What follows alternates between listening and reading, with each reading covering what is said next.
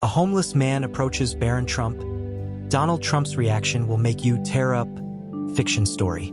The streets of New York City bustled with the usual symphony of honking cars, hurried footsteps, and snippets of conversations. Among the chaos, a lone figure sat on the corner of Fifth Avenue, clutching a weathered sign that read, "Hungry and homeless. Anything helps."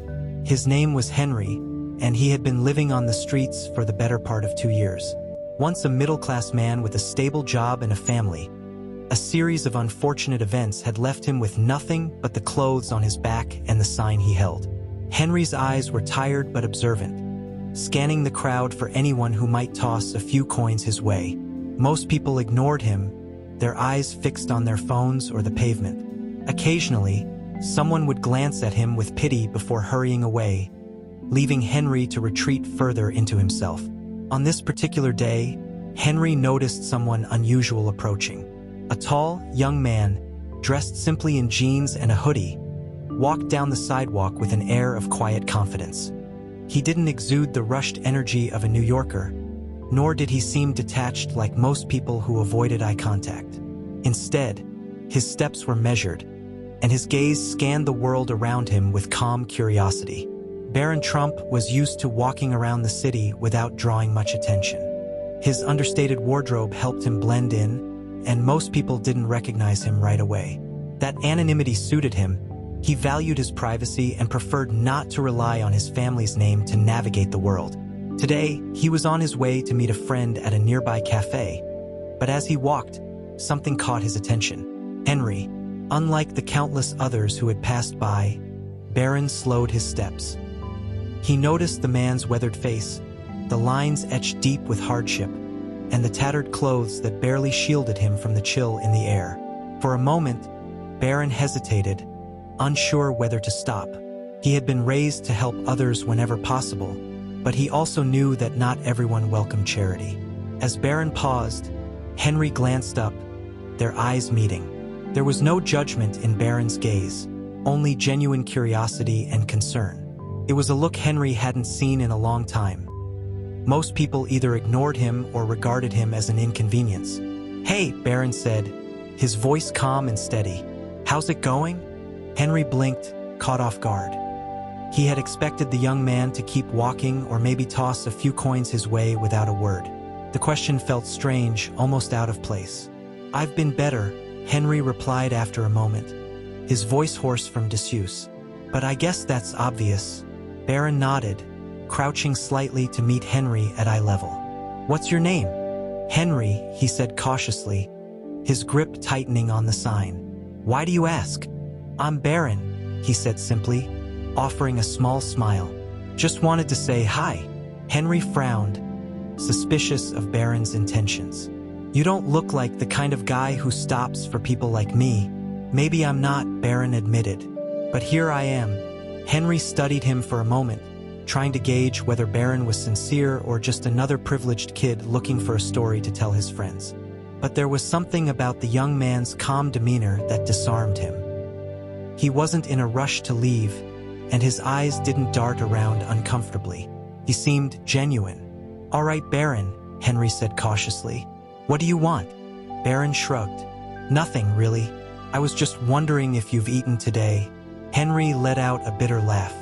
"Not unless you count that granola bar someone gave me this morning. But hey, it's better than nothing." Barron stood, reaching into his pocket. He pulled out his wallet and handed Henry a crisp $20 bill. "It's not much, but maybe it'll help." Henry stared at the bill, then back at Barron, his eyes narrowing. "What's the catch?" "There's no catch," Barron said. "Just thought you could use it." Henry hesitated before taking the money, his hands trembling slightly. "Thanks," he muttered, his voice barely audible. "No problem," Barron replied. "There's a deli down the block. They make great sandwiches." Before Henry could respond, Barron turned and walked away, disappearing into the crowd. Henry sat there, staring at the bill in his hands, a mix of gratitude and confusion swirling in his mind. People didn't usually stop to talk to him, let alone hand him money without expecting something in return. As the afternoon wore on, Henry couldn't stop thinking about the young man who had treated him like a person rather than a problem to avoid. For the first time in a long while, he felt seen. It was a small gesture, but it lingered, planting a seed of hope in his weary heart. Meanwhile, Barron arrived at the cafe, his thoughts still on Henry. He couldn't shake the image of the man's tired eyes and worn-down demeanor. It wasn't the first time Barron had encountered someone in need, but something about Henry had struck a chord. He made a mental note to bring it up with his father later that evening. Barron had seen firsthand how his family's influence could be used for good, and he wondered if there was a way to make a difference for people like Henry. When Barron returned home that night, he found his father, Donald Trump, sitting in his study, reviewing paperwork. Barron hesitated for a moment before knocking lightly on the doorframe. "Got a minute?" Barron asked. Donald looked up, his expression softening as he saw his youngest son. "Always. What's on your mind?" Barron stepped into the room and recounted his encounter with Henry, describing the man's situation and how it had affected him. Donald listened intently, his expression thoughtful as Barron finished. "You've got a good heart, Barron," Donald said after a moment. "A lot of people would have walked right past him. I feel like there's more we could do," Barron said.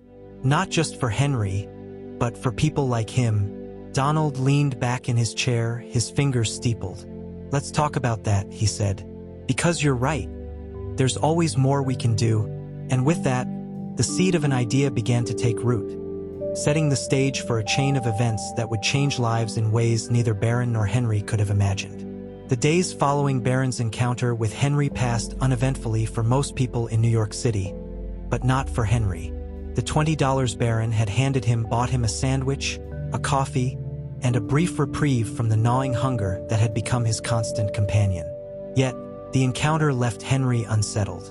Kindness was rare in his world, and when it appeared, it often came with strings attached. Henry sat in his usual spot on the corner of Fifth Avenue, his thoughts racing. Why had Barron stopped? What did he want? Most importantly, why couldn't Henry shake the feeling that the young man's gesture had meant more than just a passing act of charity? As Henry wrestled with his thoughts, his skepticism grew. Maybe Barron wasn't as genuine as he seemed.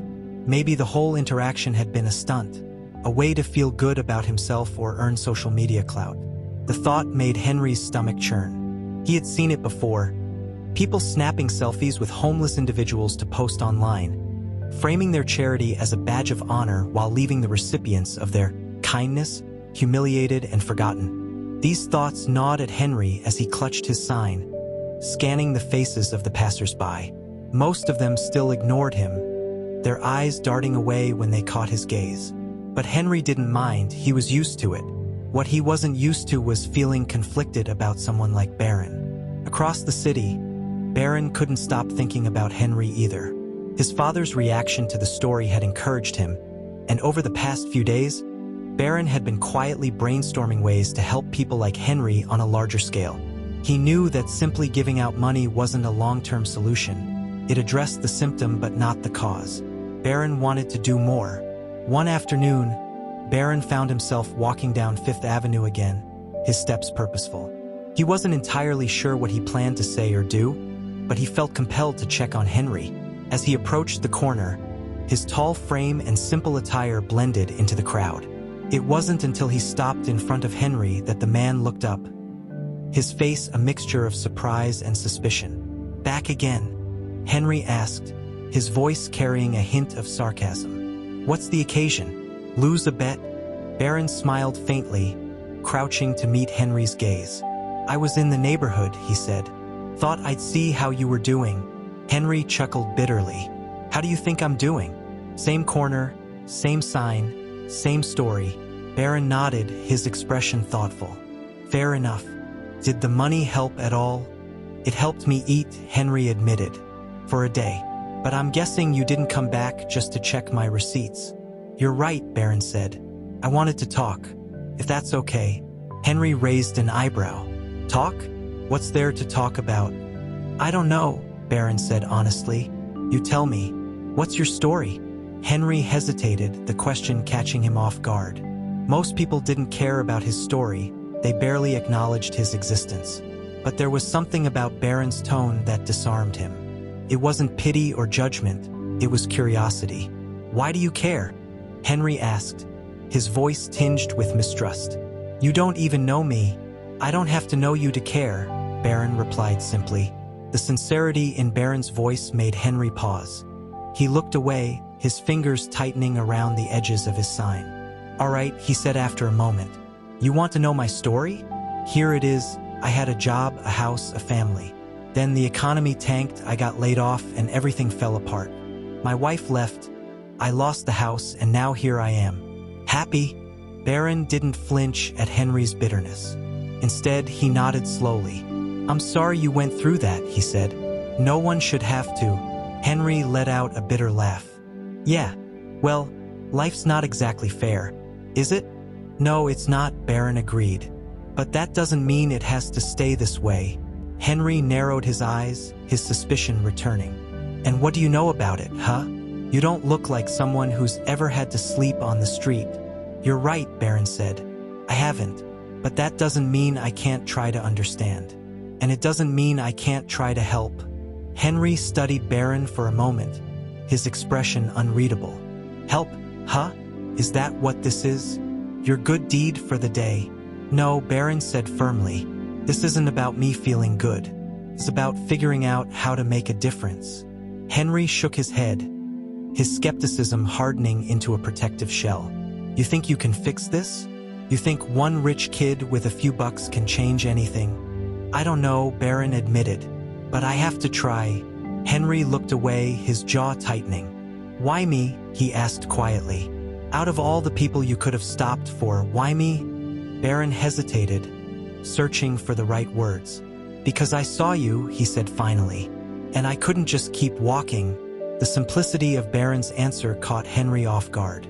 For a moment, the walls he had built around himself began to crack, letting in a sliver of hope.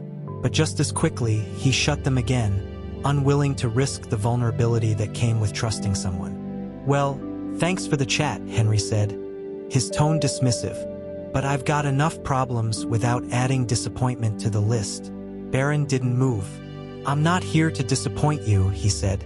"I'm here because I think we can do something about this. Together." Henry snorted. "Together? You're serious?" "Yeah," Barron said, standing. "I am." As Barron walked away, Henry watched him go, his thoughts a whirlwind of doubt and curiosity. He wanted to believe that Barron's words meant something, that his intentions were genuine. But years of hardship had taught him to be cautious, to guard his heart against the false promises of those who didn't understand his reality. Still, for the first time in years, Henry felt a flicker of something he hadn't dared to feel: hope. And though he wasn't ready to admit it, that flicker was enough to keep him going, at least for one more day. The following day, Barron couldn't shake his conversation with Henry. The man's story had struck a nerve, and his sharp, bitter words lingered in Barron's mind. Henry had every reason to doubt people's intentions. His world had been marked by betrayal, loss, and the indifference of a society that often turned its back on the vulnerable. But Barron wasn't ready to give up. If anything, the encounter had strengthened his resolve. After discussing his ideas with his father, Donald Trump, the previous evening, Barron felt a sense of purpose. His father had listened carefully, his usually sharp and confident tone replaced by one of thoughtful consideration. "You've got a good instinct for these things, Barron," Donald had said. "But if you're going to make a real impact, you need a plan." Taking his father's advice to heart, Barron began researching local shelters and outreach programs, trying to understand the resources available to people like Henry. He reached out to several organizations, asking questions and gathering information. As he learned more, Barron realized how fractured the system was. There were pockets of support, but they often lacked coordination, funding, or public awareness. But Henry was never far from Barron's thoughts. The man's mistrust and biting sarcasm had left a mark, and Barron was determined to break through Henry's defenses.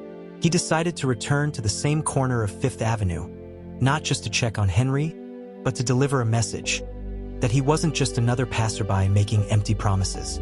Meanwhile, Henry sat on the corner, clutching his sign and watching the world rush past him. The $20 Barron had given him was gone, spent on food that had filled his stomach but done little to ease the ache of his soul. He couldn't stop thinking about Barron, though he wished he could. The young man's calm demeanor, his insistence on wanting to help, it all felt too good to be true. And in Henry's experience, things that seemed too good to be true usually were. As the hours dragged on, Henry's thoughts grew darker. The streets were unforgiving, and winter was approaching. The nights were colder, the winds sharper, and the kindness of strangers even rarer. He pulled his tattered coat tighter around himself, trying to block out the chill and the gnawing sense of hopelessness that crept in with it. But then, as the afternoon sun began to dip lower in the sky, Henry saw a familiar figure approaching. Barron was back, his strides purposeful and his expression calm. Henry sighed, bracing himself for another round of what he assumed would be well-meaning but ultimately futile attempts. "Back again," Henry called out as Barron approached, his voice laced with sarcasm. "You must really love this corner." Barron smiled faintly. "It's growing on me." Henry shook his head, letting out a dry laugh. "You really don't give up, do you?" "Not when it matters," Barron said, his tone even. He crouched down to meet Henry's gaze, his calm demeanor unchanged.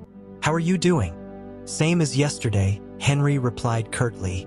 "Still homeless, still hungry, and still wondering why you're wasting your time on me." "I don't think it's a waste of time," Barron said. "But I get why you might think that." Henry rolled his eyes. "Look, kid, I appreciate what you're trying to do, but I've been on these streets long enough to know how this works. People like you swoop in, feel good about yourselves for a minute, and then move on. You think you're different, but you're not." Barron nodded, unshaken by Henry's words. "You're right about one thing. I can't change everything. But I'm not here to feel good about myself. I'm here because I think we can do something about this. Together." Henry snorted. "Together? You and me? What are we gonna do? Take down the whole system?" "Not all at once," Barron said, a hint of a smile playing at the corners of his mouth. "But we have to start somewhere." Henry sighed, his shoulders slumping. "You don't get it, do you? It's not just about me. There are thousands of people like me out here, and no matter how many sandwiches you buy or how much money you throw at the problem, it's not going to fix anything." "I know," Barron said, his voice steady. "But what if we could do more than just buy sandwiches? What if we could create something that helps people get back on their feet? Not just for a day, but for good?" Henry frowned, his skepticism deepening. "And how exactly do you plan to do that?" "I've been looking into it," Barron said. "There are organizations that help with housing, job training, mental health support, but they don't always have the resources they need. What if we could bring them together? Create something bigger?" Henry shook his head. "You make it sound so simple, but it's not." "I know it's not," Barron said, "but that doesn't mean we shouldn't try." For a moment, Henry didn't respond. He studied Barron, searching for any hint of insincerity, any sign that the young man's words were just empty platitudes. But he found none. Barron's calm gaze held steady, his conviction clear. "Why me?" Henry asked quietly. "Out of all the people you could help, why did you pick me?" "Because I saw you," Barron said simply. "And because I believe everyone deserves a second chance." Henry let out a long breath, his defenses beginning to crack. He wanted to believe Barron, but the weight of his own experiences held him back. Trust was a luxury he couldn't afford. "All right," Henry said finally, his voice tinged with reluctance. "I'll bite. What's your plan?" Barron smiled, the first genuine smile Henry had seen from him. "Let's talk about it." As the two of them began to talk, the gap between their worlds seemed to narrow, if only slightly. Henry's skepticism remained, but for the first time, he allowed himself to entertain the possibility that Barron's intentions might be genuine. And Barron, undeterred by Henry's bitterness, felt a renewed sense of purpose. Together, they began to outline what could be the start of something bigger than either of them had imagined. The following week, Barron's vision began to take shape. With his father's support and guidance, he had started contacting local outreach organizations, shelters, and city officials to discuss the possibility of creating a new initiative aimed at addressing homelessness on a broader scale. The plan wasn't just about providing immediate aid, it was about creating opportunities for long-term stability. Barron's idea was ambitious. A networked hub that connected people like Henry with resources for housing, job training, and mental health support. His father had introduced him to a few key figures in the city's nonprofit sector, and while some were initially skeptical of Barron's youth and inexperience, his determination quickly won them over. Meanwhile, Barron made regular visits to Henry's corner, each time bringing updates about his progress. But for every piece of good news Barron shared, Henry's reaction was the same, a mix of disbelief and cynicism. The older man couldn't reconcile Barron's calm demeanor and lofty goals with the harsh reality he had lived for so long. On a chilly Wednesday afternoon, Barron approached Henry with a folder tucked under his arm. The crowd around them bustled as usual, indifferent to the interaction about to unfold. Henry looked up as Barron approached, his expression wary. "You're back," Henry muttered. "Guess I shouldn't be surprised." Barron crouched down, placing the folder on the ground between them. "I wanted to show you something." Henry raised an eyebrow, leaning forward slightly. "What's this? A business proposal?" "Kind of," Barron said with a faint smile.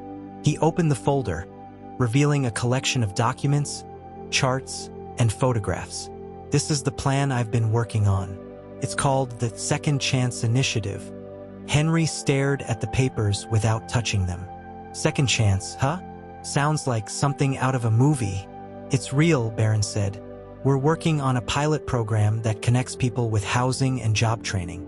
It's not perfect, but it's a start." Henry's lips twisted into a skeptical smile. "And you think that's gonna fix everything?" "No," Barron admitted, "but it could help people get back on their feet." Henry leaned back, crossing his arms. "And what makes you think people like me want your help? You think we're all just waiting around for some rich kid to save us?" Barron met Henry's gaze, his calm demeanor unwavering. "I don't think you need saving. I think you deserve a chance to build the life you want." Henry scoffed, shaking his head. "You make it sound so easy. Like all we need is a little push and everything will magically get better." "It's not easy," Barron said firmly. "I know that, but that doesn't mean we shouldn't try." Henry's eyes narrowed. "You really don't get it, do you? You can't just throw money at a problem like this and expect it to go away." "I'm not throwing money at it," Barron said. "I'm building something, and I want you to be part of it." Henry laughed bitterly. "Me? Part of your little project? What am I supposed to do? Be your poster boy?" "No," Barron said, his voice steady. "I want you to help me make it better. You know what it's like out here, you've lived it. I haven't. If this is going to work, we need people like you to tell us what we're missing." The words hung in the air, their weight pressing down on Henry. For a moment, the suspicion in his eyes faltered, replaced by something softer. But just as quickly, the walls went back up. "Nice speech," Henry said flatly. "But I'm not interested." Barron frowned, his calm exterior showing the faintest crack. "Why not?" "Because people like you always walk away," Henry said, his voice rising. "You start these projects, you make your promises, and then when it gets hard, you disappear. I've seen it before, and I'm not about to get my hopes up just to watch it fall apart." "I'm not walking away," Barron said firmly. "I'm here, Henry, and I'm not going anywhere." Henry's jaw tightened, his frustration boiling over. "You say that now, but you don't know what it's like. You don't know how it feels to lose everything, to be invisible, to have everyone look at you like you're nothing." "You're not nothing," Barron said, his voice steady but filled with emotion. "And I'm not giving up on this, no matter how hard it gets." The conviction in Barron's words gave Henry pause, but his years of hardship had left scars that were difficult to ignore. He looked away, his hands gripping the edges of his sign. "You're wasting your time," Henry muttered. "You'll see." Barron stood, his tall frame casting a shadow over Henry. "Maybe," he said quietly, "but I'd rather waste my time trying than spend it doing nothing." Henry didn't respond, his eyes fixed on the pavement. Barron lingered for a moment before turning and walking away, the folder still lying on the ground between them. That night, Henry sat on the corner, staring at the folder Barron had left behind. He hadn't opened it yet, his pride refusing to let him indulge in what he assumed would be more empty promises.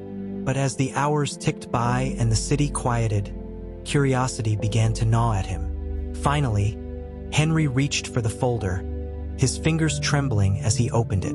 Inside, he found detailed plans for the Second Chance Initiative, diagrams of proposed housing units, outlines of job training programs, and testimonials from people who had already benefited from similar efforts. There were even handwritten notes in the margins, filled with questions and ideas. It was clear that whoever had put this together wasn't just throwing money at a problem, they were building something with purpose. For the first time in years, Henry felt a flicker of something he had long since buried: hope. But just as quickly, he pushed it down, afraid to let himself believe in something that might not last. As he closed the folder and set it aside, Henry made a decision. He wasn't ready to trust Barron, not yet, but he couldn't ignore the young man's determination. If Barron came back, Henry would give him one last chance to prove he was different. The next day, Henry woke to the familiar chill of the morning air cutting through his tattered coat. The folder Barron had left sat beside him, its edges curled slightly from the dampness of the night. Though he had read its contents, he remained torn. Part of him wanted to believe Barron's intentions were genuine, but the larger, louder part of him screamed that it was a trap. Life had taught him not to trust too easily, and he wasn't about to start now. As Henry settled back into his usual routine on the corner of Fifth Avenue, he couldn't help but scan the crowd for the young man who had become an unexpected fixture in his life. Sure enough, by mid-afternoon, Barron appeared, his stride purposeful as he approached. "You're back?" Henry said gruffly, trying to mask the mixture of relief and irritation in his voice. "I told you I'm not walking away," Barron replied calmly, stopping in front of him. His gaze shifted to the folder. "Did you look through it?" Henry nodded reluctantly. "I did. It's ambitious." Barron smiled faintly. "That's a start. But ambition doesn't mean it'll work," Henry added quickly, his tone sharp. "And it doesn't mean I trust you. I don't expect you to trust me yet," Barron said, crouching down to meet Henry's gaze. "But I want to earn it. That's why I'm here." Henry sighed, his frustration bubbling to the surface. "Why me, kid? Out of all the people in this city, why are you wasting your time on me?" Barron hesitated, his calm demeanor shifting as he seemed to weigh his words carefully. "Because I think you deserve more than what life's given you. And because I can do something about it." Henry scoffed, shaking his head. "You keep saying that like it's supposed to mean something. But let me tell you something, you don't know what it's like to lose everything. To have the world look at you like you're nothing." "You're right," Barron said, his voice steady but tinged with emotion. "I've never been in your position. I've never had to sleep on the streets or wonder where my next meal was coming from. But that doesn't mean I can't try to understand. And it doesn't mean I can't try to help." Henry's eyes narrowed. "And why should I believe you? What makes you so sure you can fix this?" Barron took a deep breath, his gaze unwavering. "Because I'm not just some kid with good intentions. My family has the resources to make real change, and I have the ability to use them." Henry frowned, his skepticism deepening. "Your family? What are you, some trust fund baby trying to play philanthropist?" "Not exactly," Barron said, standing up and straightening his posture. For the first time, there was a subtle shift in his tone, a quiet authority that hadn't been there before. "My name is Barron Trump. My father is Donald Trump. And together, we've been working on this initiative to create something that lasts." Henry stared at him, his mouth opening and closing as he tried to process the revelation. The name was unmistakable, carrying with it the weight of power, influence, and controversy. For a moment, Henry was speechless, his thoughts racing. "You're kidding," Henry said finally, his voice a mix of disbelief and anger. "This is some kind of joke, right?" "It's not a joke," Barron said firmly. "I didn't want to lead with my name because I didn't want it to define this. But if it helps you understand that I'm serious, then I'm telling you now." Henry's fists clenched around the edges of his sign. "So what? You think because you're a Trump, you can just swoop in and fix everything?" You think your money makes you better than the rest of us. That's not what I'm saying, Barron replied, his voice calm but resolute. This isn't about being better. It's about using what I have to make a difference. Henry shook his head, his bitterness spilling over. You have no idea what it's like out here. You don't know what it's like to be invisible, to have people step over you like you're trash. And now you want to play hero. I'm not trying to play hero, Barron said, his tone sharpening. I'm trying to do what's right. And if you can't see that, I understand. But I'm not giving up. Henry let out a harsh laugh. You think I need you to save me? I've been surviving out here long before you showed up. And I'll keep surviving after you're gone. I'm not going anywhere, Barron said, his voice steady. And this isn't just about you. It's about building something that helps everyone who's been left behind. Henry glared at him, his anger masking the flicker of doubt and vulnerability beneath the surface. Why do you care so much, huh? Why can't you just leave me alone? Because I believe you're worth it, Barron said simply. And because I know this can work if we do it together. The words hung in the air, their weight pressing down on both of them. For a moment, the tension between them seemed insurmountable, the gap between their worlds too wide to bridge. But then, something shifted. Henry's shoulders slumped, his grip on his sign loosening as he let out a long, weary breath. I don't know if I can trust you, Henry said quietly, but if you're serious about this, I'll give you a chance to prove it.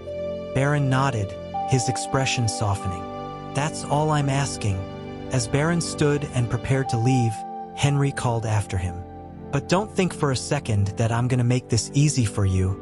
Barron smiled faintly. I wouldn't expect anything less. As he walked away, Barron felt a sense of cautious optimism. The road ahead wouldn't be easy. Henry's mistrust and bitterness wouldn't disappear overnight. But for the first time, there was a glimmer of hope, a chance to turn an idea into something real.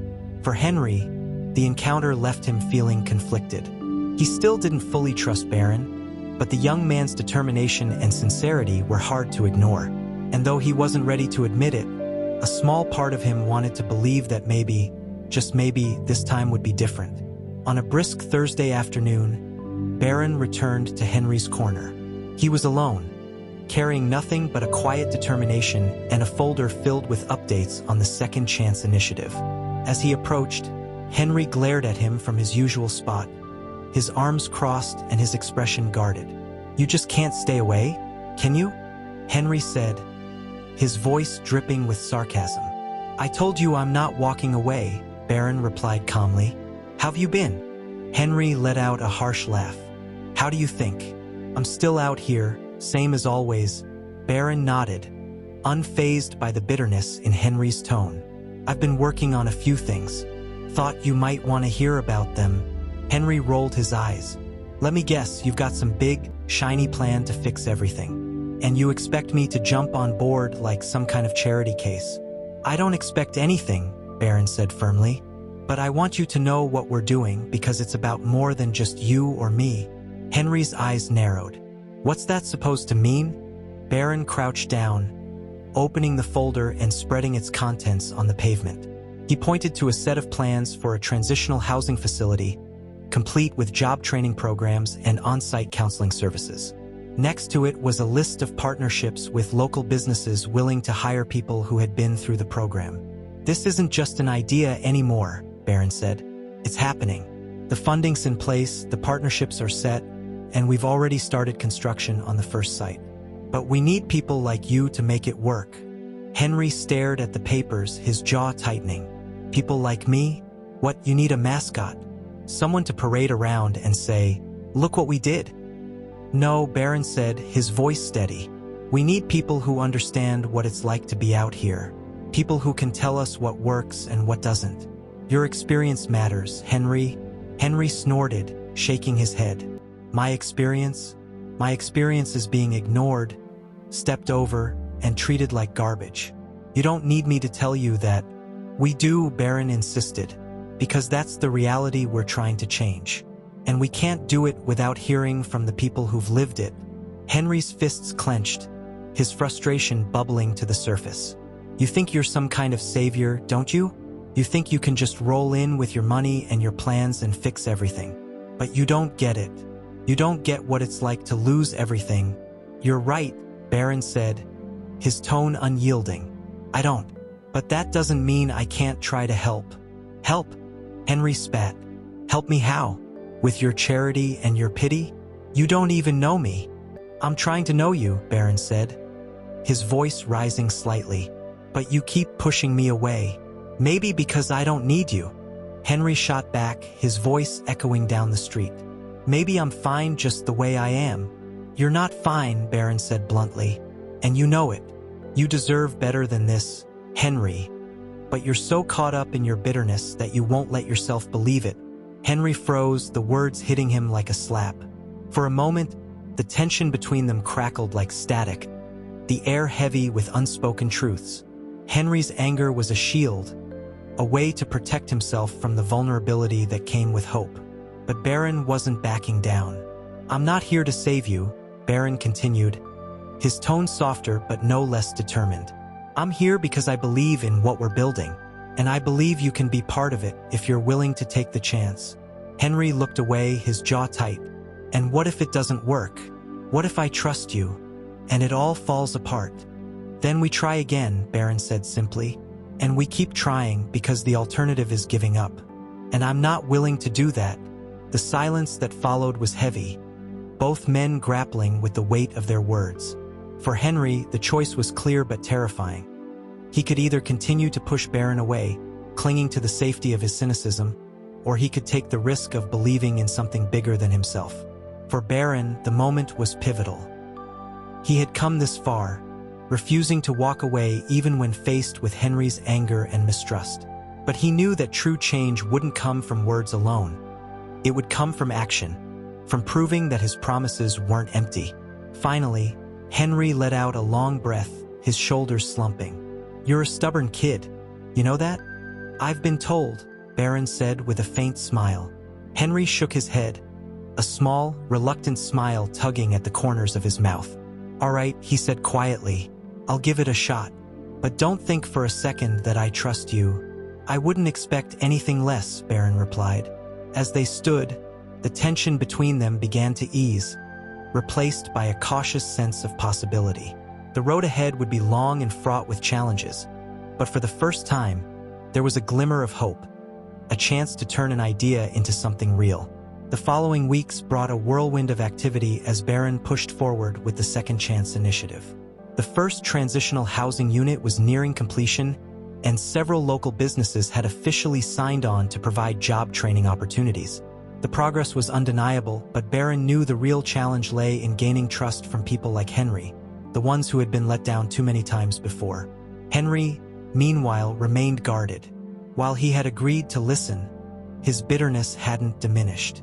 He attended a meeting Barron organized with a group of outreach workers and city officials. But he stayed quiet, arms crossed as he observed the polished presentations and optimistic projections. To Henry, it all felt like a performance, another attempt by people in suits to throw money at a problem they didn't fully understand. After the meeting, Barron approached Henry outside, his calm demeanor unchanged. What did you think? Henry shrugged, his tone dismissive. A lot of big words and fancy charts. Doesn't mean much out here. I get that, Barron said. But those big words and charts are how we get people to pay attention. It's how we make this real. Henry shook his head. Real for who? For the people in that room? Or for the people out here freezing every night? For both, Barron replied, his voice steady. Because if we don't get the people in that room on board, we can't help the people out here. Henry studied him for a moment, his skepticism softening slightly. You really believe this is gonna work, don't you? I do, Barron said. And I believe you can help us make it better. Henry let out a bitter laugh. Help you how? I'm not a politician or a businessman. I'm just a guy trying to survive. And that's exactly why we need you, Barron said. Because you see what we don't. You know what it's like to be out here. And that perspective is more valuable than anything we could come up with on our own. Henry's defenses wavered, but his doubts still loomed large. And what happens if this all falls apart? What happens when the money runs out or people stop caring? Then we figure it out, Barron said. But I'm not walking away, Henry. No matter what. The words hung in the air, their weight pressing down on both men. For the first time, Henry allowed himself to consider the possibility that Barron's determination might be real, that the young man wasn't just another well-meaning but detached outsider. The breakthrough came 2 weeks later. The opening ceremony for the first Second Chance Center was held in a modest but functional building on the outskirts of the city. The event was attended by city officials, outreach workers, and members of the local community. The center boasted temporary housing, job training programs, and access to mental health resources, all designed to give people like Henry the tools they needed to rebuild their lives. Barron invited Henry to the ceremony, but the older man initially refused. "I'm not a ribbon-cutting kind of guy," he had said, his tone laced with sarcasm. But as the day of the event approached, Henry found himself drawn to the idea. Against his better judgment, he showed up, standing in the back of the small crowd with his arms crossed. Barron spotted him immediately and made his way over, his smile warm but unobtrusive. "Glad you made it," he said. "Don't read too much into it," Henry replied. "I just wanted to see if this thing's for real." "It is," Barron said, his tone confident. "And I want you to see that for yourself." As the ceremony began, Henry watched from the sidelines, his skepticism gradually giving way to curiosity. Speakers shared stories of how similar programs had changed lives, and outreach workers described their plans to expand the initiative. When Barron took the stage, his words were measured but heartfelt. "This isn't just about helping people survive," Barron said. "It's about giving them the tools to thrive. And it's not something we can do alone. It takes all of us. Listening, learning, and working together to create a world where everyone has a chance to build a better life." The audience erupted into applause, but Henry remained silent, his emotions a whirlwind of doubt, hope, and reluctant admiration. He still wasn't sure if he could fully trust the initiative, but he couldn't deny that Barron's words carried weight. After the ceremony, Barron approached Henry once more. "So, what did you think?" Henry hesitated, his gaze fixed on the ground. "It's a start," he said finally, "but I'm not convinced." "I didn't expect you to be," Barron said with a faint smile. "But I'm not giving up." Henry looked at him, his defenses softening just slightly. "You're a stubborn kid. You know that?" "I've been told," Barron replied.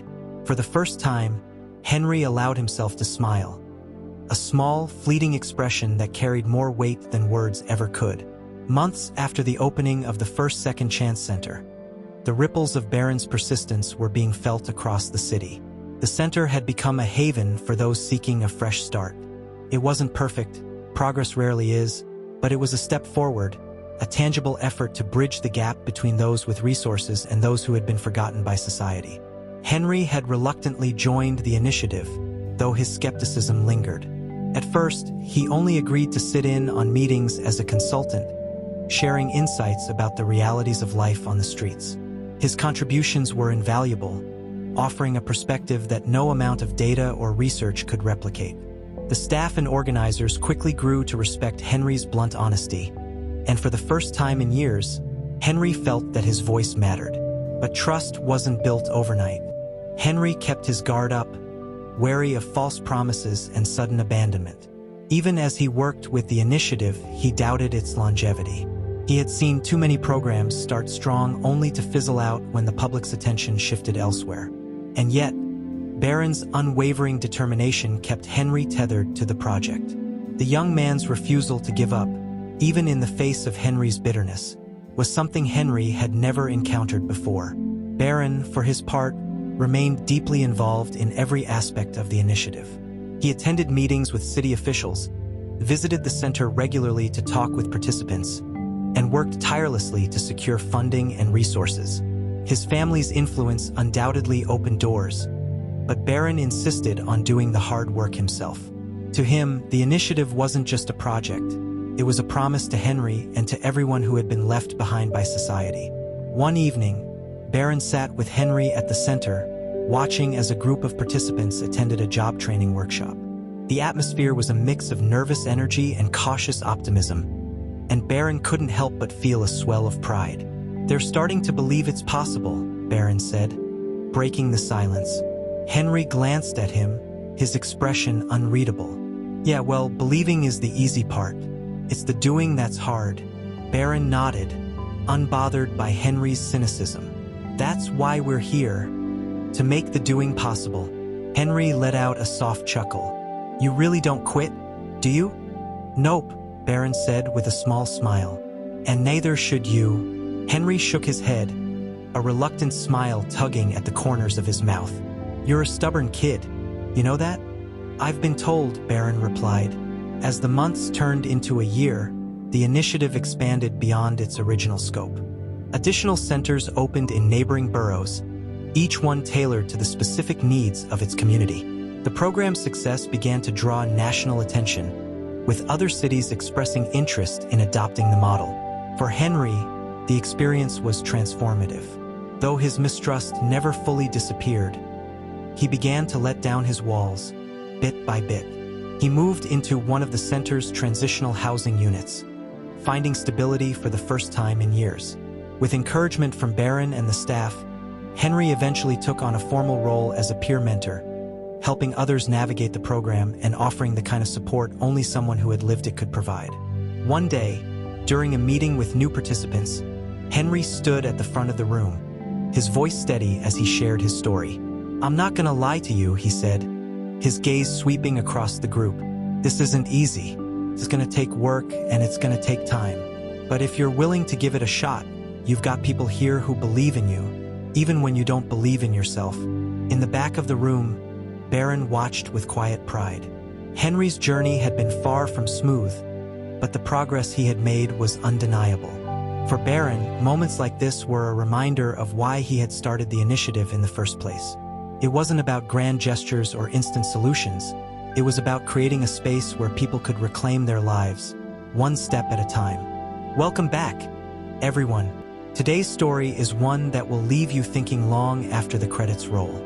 It's about resilience, determination, and the power of standing up for what's right, even when the odds are stacked against you. Think about it. How often do we see someone in need and keep walking? Maybe it's because we're busy, or maybe it's because we think, what difference can I make? Barron didn't have all the answers when he stopped to talk to Henry, but he didn't let that stop him from trying. But here's the big question. Would you have done what Barron did? Would you have had the patience, the persistence, and the courage to keep going when someone like Henry pushed back? It's easy to say yes, but the reality is much harder. This story challenges all of us to think about how we respond to people in need. And what about Henry? Do you think he was justified in his skepticism? Or do you think he should have trusted Barron sooner? There's no right or wrong answer, but it's a question worth considering. Because at the heart of the story is a lesson about the importance of empathy, not just for others, but for ourselves. I want to leave you with this. Change doesn't happen because of one person or one moment. It happens when we refuse to walk away, when we choose to care even when it's hard. Barron's story reminds us that small actions can lead to big impacts, and Henry's journey shows us that it's never too late to believe in something better. Thank you for watching. Don't forget to like, share, and subscribe for more stories that inspire, challenge, and remind us of the power of humanity. See you in the next one.